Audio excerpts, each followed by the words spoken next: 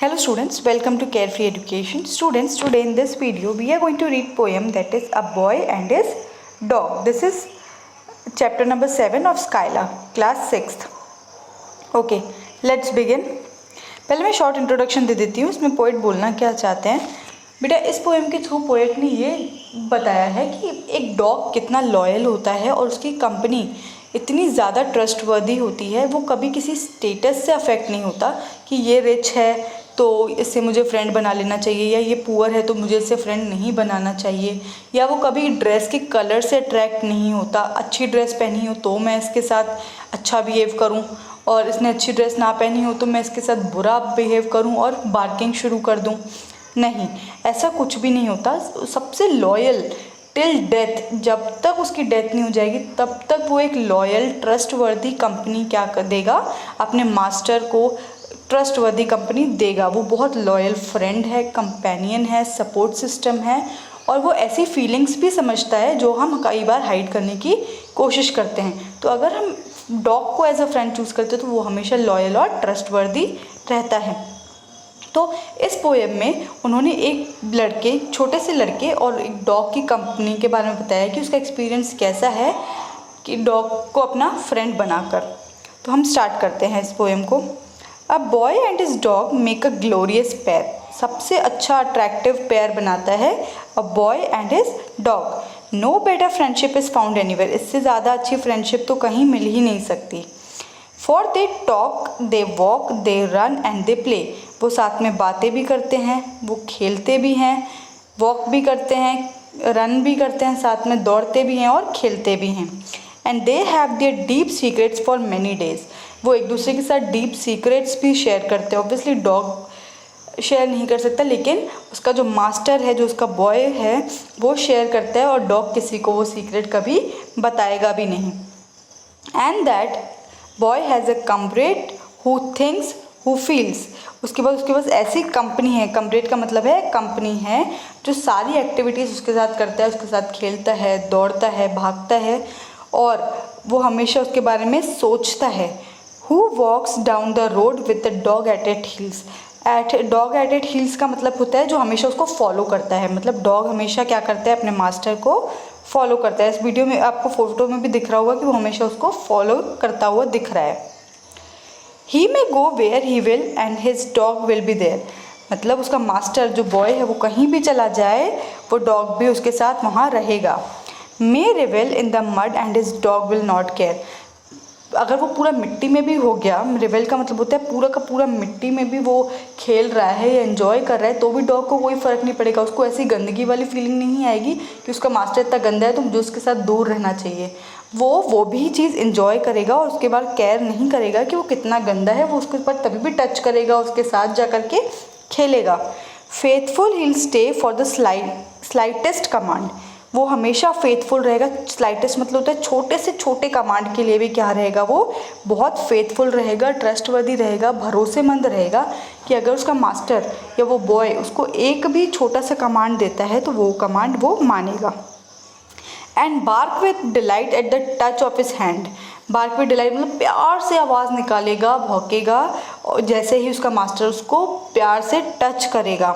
Oh he owns a treasure which nobody steals. उसके बाद treasure का मतलब होता है खजाना.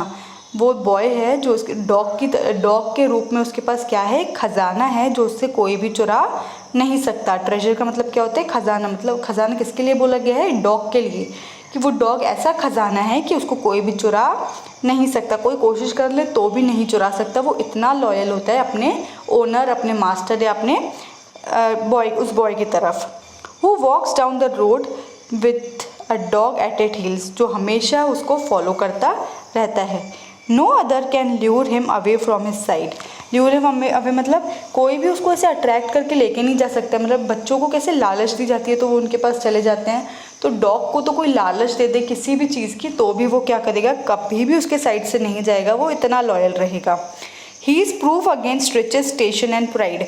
मतलब वो प्रूफ है कि उसको कोई भी रिचेस नहीं चाहिए, इसको स्टेशन मतलब स्टेटस नहीं चाहिए कि भैया ये इंसान के बहुत नाम है तो मैं सिर्फ इसी के साथ रहूं, इसका बहुत इज्जत है, सम्मान है तो मैं सिर्फ इसी के साथ रहूं. नहीं, वो जिसके साथ भी रहेगा, जो भी उसको प्यार दिखाएगा, वो उसकी तरफ बहुत लॉयल रहता है, वो अपने ओनर की तरफ बहुत ज़्यादा फेथफुल रहता है। और इसी बात का क्या है, ओनर को बहुत प्राइड है। इसमें क्या बताया गया है कि वो कभी भी रिचनेस से अट्रैक्ट नहीं होता कि ये कोई रिच है तो मैं इससे बात करने लग जाऊँ, ये पुअर है तो मैं इससे बात ना करूँ, ऐसे उसको कोई फ़र्क नहीं पड़ता।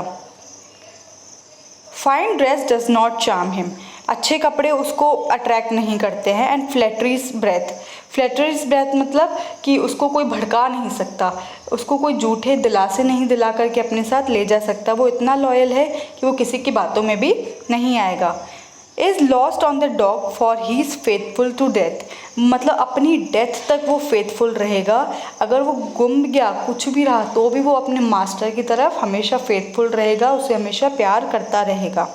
ही sees the great soul which nobody conceal, वो ऐसी फीलिंग्स भी देख सकता है। सोल मतलब होती है कि फीलिंग्स हो, आत्मा हो, वो ऐसी फीलिंग्स को भी समझ लेता है। जैसे कभी उसका ओनर सैड हो, हैप्पी हो या लोनली फील कर रहा हो, अकेला फील कर रहा हो, उसको किसी चीज़ का बुरा लग रहा हो, तो वो भी क्या है, डॉग समझ जाता है। कंसील मतलब उसको फील कर लेता है।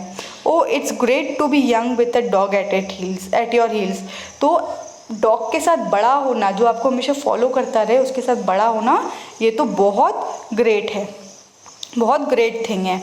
तो बेटा ये पोएम थी जो बहुत सुंदर है, बहुत अट्रैक्टिव, बहुत इसका रिलेशनशिप दिखा रही है, एक डॉग की लॉयल्टी के बारे में बता रही है, अपने मास्टर की तरफ वो कितनी अच्छी कंपनी हो सकती है।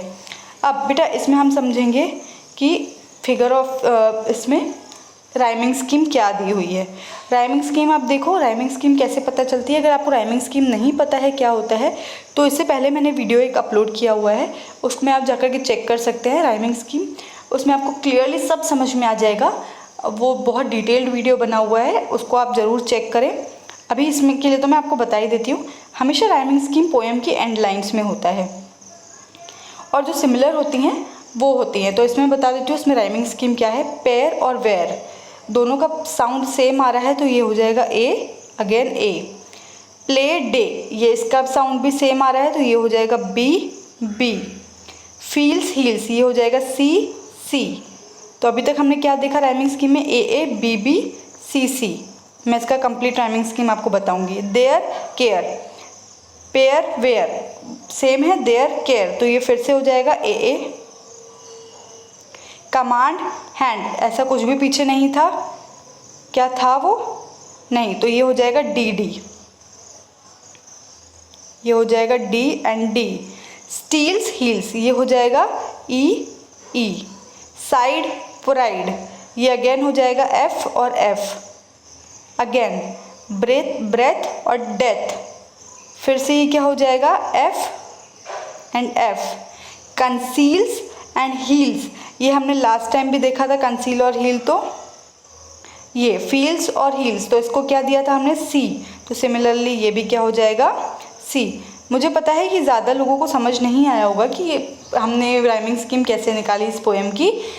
आप इसका वीडियो ऑलरेडी आई बटन में जाकर के चेक कर सकते हैं या प्लेलिस्ट में जाकर के चेक कर सकते हैं मेरे चैनल पर, आपको सारा बहुत अच्छे से समझ में आ जाएगा, उसका डिटेल्ड अलग से वीडियो बना हुआ है। तो इसकी हमने राइमिंग स्कीम भी समझ ली। इसके अलावा आपको कोई भी डाउट हो, please do mention in the comment section. Thank you.